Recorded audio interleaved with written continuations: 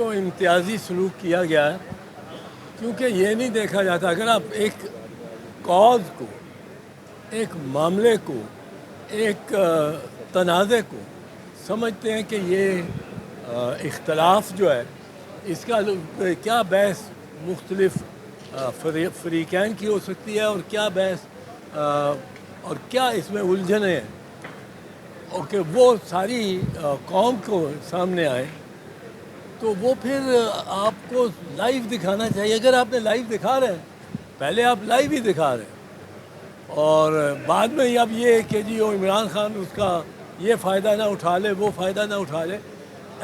دراصل تو در حقیقت تو وہ برٹش ہائی کمشنر کو جو خط لکھا ہے چیف جسٹس صاحب نے، اس کے بعد ان کو یہ کیس سننا ہی نہیں چاہیے تھا، اس میں بینچ میں بیٹھنا ہی نہیں چاہیے تھا از خود. اس کی وجہ یہ ہے کہ آپ نے اس خط میں بڑی ریجڈ پوزیشن لینی ہے ایک فریق کے موقف کے خلاف، اور آپ نے اس کو جسٹیفائی کیا ہے اپنی پوزیشن کو.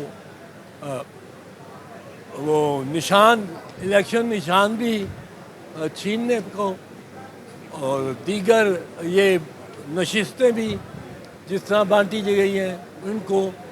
تو آپ نے جب بنیادی باتیں یہ اس نشست اور اس کیس میں، اس بحث میں زیر بحث ہیں، ان کو ہی آپ نے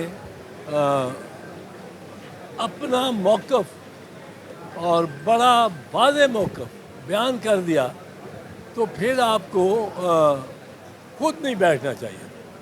میرا تو یہ رائے ہے، اور بڑی پختہ رائے ہے کہ اس خط کے بعد چیف جسٹس صاحب کا اس بینچ پہ بیٹھنا مناسب نہیں.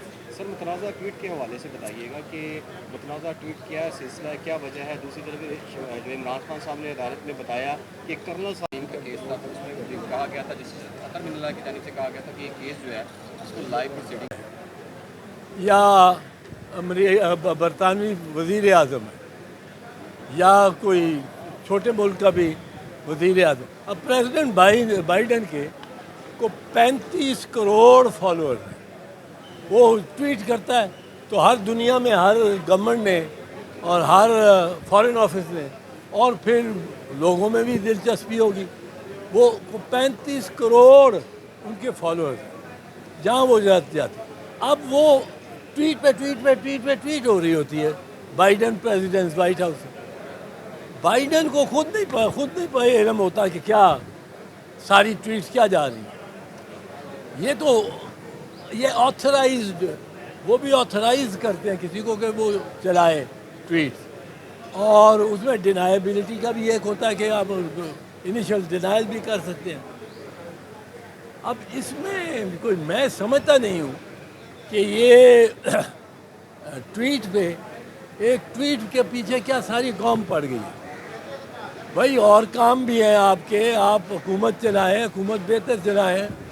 وہ وزیر اعظم ہی جب کر رہا ہو نیازی وہ اپنی تقریر میں، اور نواز شریف ساری تقریر خود الیکٹ ہوا ہے، منتخب ہوا ہے پریزیڈنٹ، اور ساری تقریر اس نے عمران خان پہ کر دی ہے. یہ تو قیدی نے ان کے ذہنوں کو معاف کر دیا. ان کو کچھ اور ان کی سوچ ہی نہیں جاتی. کہ آپ دیکھیں پاکستان پیپلز پارٹی بھی ہے، مخالف ہے، پر ایک تمانت کے ساتھ، ایک شائستگی کے ساتھ وہ مخالفت کر رہی ہے. یہ پرائم منسٹر کی طرح نہیں. نیازی، یہ جب آپ پرائم منسٹر نہیں تھے اس وقت آپ نے کہا تھا پیٹ سے نکالیں گے یہ وہ، تو وہ پھر بھی چلیں، چونکہ اب آپ پرائم منسٹر ہیں، اب آپ نیازی نہیں کہہ سکتے. نیازی کا لفظ بھی چیف جسٹس نے بھی لیا ہے، پھر اس کا نام تو عمران خان ہے، عمران خان رہا ہے. تو یہ ایک تضحیق کرنے کا طریقہ ہے اور باعث ہے. پر یہ جو ٹویٹ ہے، یہ کیا ہے؟ ٹویٹ کیا کہتے ہیں؟ ٹویٹ بنیادی طور پہ یہ کہتی ہے کہ 1971 میں آپ نے ایک پارٹی کو اس کی میجارٹی ڈینائی کی، اس کی میجارٹی نہیں بننے دی، وہ میجارٹی میں تھی، اور اس کے جو نقصانات تھے وہ بہت ہوئے۔ اب کوئی یہ بھی کریں گے تو وہی ایک نتیجہ ہے جو حاصل ہوگا۔ آپ اس میں اگر تصویر لگا دی ہے حاضر فوجی کی یا کسی دوسرے عہدیدار کی، تو وہ ہماری بدقسمتی ہے ایز اے قوم کہ ہم نے 1971 جو پاکستان میں سب سے بڑا سانحہ تھا، اس کو تاریخ کی نصاب کی بھی جتنی کتابیں اس میں پھاڑ کے وہ صفحات ہی پھاڑ دی۔ ہمارے آئندہ جو نسل ہے اس کو علم ہی نہیں ہے کہ یہ جو مشرقی پاکستان بھی کوئی تھا، بنگال بھی کوئی تھا، ڈھاکہ بھی کوئی تھا، چٹاگانگ بھی کوئی تھا، سلیٹ بھی کوئی تھا، میونی سنگھ بھی تھا۔ یہ ہمارے نوجوان نسل کو علم ہی نہیں ہے۔ آپ نے ایک ایمنیزیا کریٹ کر دیا میموری میں۔ اب اگر کوئی کہتا ہے آپ کو کہ پلیز جا کے پڑھیں حمود الرحمان کمیشن رپورٹ، تو وہ ایک پاکستانی ججوں کی لکھی ہوئی رپورٹ ہے، اس کو پڑھنے کی رغبت کرنا تو کوئی جرم نہیں۔ اچھا تم سے پڑھ گیا، یہ عدالتوں پہ دباؤ ڈالنے کی کوشش کر رہے ہیں کہ آپ عمران خان کے ذریعے، پی ٹی آئی کے ذریعے۔